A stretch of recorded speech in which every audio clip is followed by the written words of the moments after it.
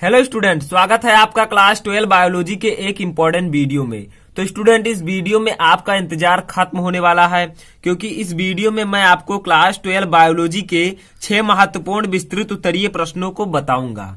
क्योंकि इससे पहले के जो विस्तृत उत्तरीय प्रश्न है बच्चों, उनको मैंने ऑलरेडी बता दिया है। ठीक है, तो इस वीडियो में मैं अध्याय 8 से 16 तक जितने भी इंपॉर्टेंट विस्तृत उत्तरीय प्रश्न है बोर्ड परीक्षा 2020 के लिए, उनको मैं डिस्कस करूंगा। ठीक है, और अध्याय 1 से 7 तक इंपॉर्टेंट विस्तृत उत्तरीय प्रश्नों को मैं पहले ही आपको बता चुका हूं। लिंक आपको मिलेगा डिस्क्रिप्शन में, जाकर देख लीजिएगा पार्ट 1 के नाम से। ठीक है, तो चलिए बच्चों, हम देखते हैं आज की वीडियो में 6 महत्वपूर्ण विस्तृत उत्तरीय प्रश्न।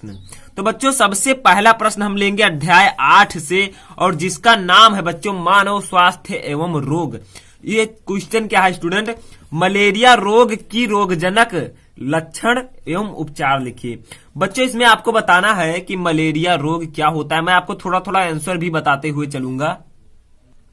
तो बच्चों, मलेरिया रोग किसके कारण होता है? ये एक प्रोटोजोआ के कारण होता है। ठीक है, ये आपको पहले याद रखना है। उसके बाद में प्लाज्मोडियम जो होता है उसी के कारण ये होता है। अब बच्चों, मलेरिया रोग की रोगजनक यानी कि रोगवाहक जो इसका होता है स्टूडेंट, वो एक मच्छर होता है। ठीक है, ये आपको याद रखना है। अब आगे बढ़ते हैं स्टूडेंट, इसके कुछ लक्षण हम जान लेते हैं। यहाँ पर इसका लक्षण है कि जब किसी को मलेरिया होता है तो रोगी को तीव्र ज्वर होता है, यानी कि उससे बुखार तेजी से होता है, और उसके बाद में रोगी को कब्ज हो जाता है। ठीक है, और रोगी के मुंह सूखने लगता है। कुछ इस प्रकार के लक्षण होते हैं मलेरिया रोग होने पर, और इसका उपचार भी हम आसानी से कर सकते हैं। हम कुछ बचाव भी कर सकते हैं मच्छरों को रोककर। तो ये सब आपको इसमें बताना है पहले क्वेश्चन में। बच्चों, अब हम लोग देखते हैं अपना सेकंड इंपॉर्टेंट क्वेश्चन, जो कि अगले चैप्टर से है, और ये भी काफी ज्यादा इंपॉर्टेंट है। ये क्वेश्चन क्या है स्टूडेंट, पहले देख लेते हैं। किन्हीं 2 लाभदायक कीटों का वैज्ञानिक नाम लिखिए तथा उनके द्वारा उत्पादित पदार्थ का नाम एवं मानव द्वारा उपयोग लिखिए। बच्चों, ऐसे कौन कौन से 2 इंपॉर्टेंट कीट हैं? इंसेक्ट। ठीक है, उनके वैज्ञानिक नाम आपको लिखना है, और उनके द्वारा जो पदार्थ उत्पादित होते हैं वो मानव द्वारा किस प्रकार उपयोगी हैं, ये आपको बताना है। जैसे रेशम कीट है, ठीक है, बाम्बिक्स मोराई, ये हमें रेशम प्रदान करते हैं। उसके बाद में मधुमक्खी है जो हमें शहद देती है। कुछ इस प्रकार से आपकी कीट होते हैं जो हमारे लिए लाभदायक भी होते हैं, कुछ ऐसे होते हैं जो हमारे फसलों के लिए भी हानिकारक होते हैं। तो ऐसे में दूसरा क्वेश्चन आपको लिखना है, इसका आंसर बहुत ही ज्यादा इंपॉर्टेंट है अगले चैप्टर से। बच्चों, अब हम आते हैं अपने अगले दूसरे चैप्टर की ओर। हम एक एक चैप्टर से देखेंगे इंपॉर्टेंट क्वेश्चन। यह है मानव कल्याण में सूक्ष्म जीव चैप्टर से। क्या है बच्चों? घरेलू उत्पादों तथा औद्योगिक उत्पादन में सूक्ष्म जीवों के महत्व लिखिए। बच्चों, घरेलू उत्पादों में और औद्योगिक उत्पादन में सूक्ष्म जीवों का महत्व क्या है, ये आपको बताना है। जैसे देखिए, दही हम खाते हैं तो दही में बैक्टीरिया पाया जाता है। ठीक है, तो वो बैक्टीरिया हमारे लिए हेल्पफुल होते हैं। ऐसे आपको बताना है कि घरेलू उत्पादों में कौन से ऐसे सूक्ष्म जीव हैं जो इंपॉर्टेंट हैं, महत्वपूर्ण हैं। तो ये आपको इस तीसरे क्वेश्चन में लिखना है। ठीक है, तो बहुत सारे होते हैं, जैसे डबल रोटी बनती है उसमें भी कुछ बैक्टीरियाज होते हैं, तो ये सब आपको लिखना है। उसके बाद में बच्चों, चौथा क्वेश्चन हमारा आता है जैव प्रौद्योगिकी से। तो ये क्वेश्चन क्या है बच्चों? जैव प्रौद्योगिकी से आप क्या समझते हैं? ये सीधा सीधा क्वेश्चन है कि जैव प्रौद्योगिकी क्या है, आपको बताना है। उसके बारे में थोड़ा सा डिस्कस करना है। कई तरह से ये क्वेश्चन पूछा जा सकता है। आपको की पॉइंट को याद रखना है, जैव प्रौद्योगिकी। ठीक है, इसी के बारे में आपको लिखना होगा, और यही आपका यहाँ पर की पॉइंट है। जैव प्रौद्योगिकी से आप क्या समझते हैं? कई प्रकार से ये क्वेश्चन आपसे पूछा जा सकता है। बच्चों, 5वां क्वेश्चन हम लोग यहाँ पर देख लेते हैं, जो कि एनसीईआरटी बुक का है।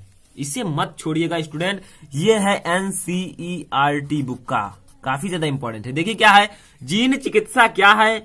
एडिनोसिन जैव प्रौद्योगिकी के अनुप्रयोग का ये क्वेश्चन है। एडिनोसिन डी एमिनेज एडीए की कमी का उदाहरण देते हुए इसका सचित्र वर्णन कीजिए।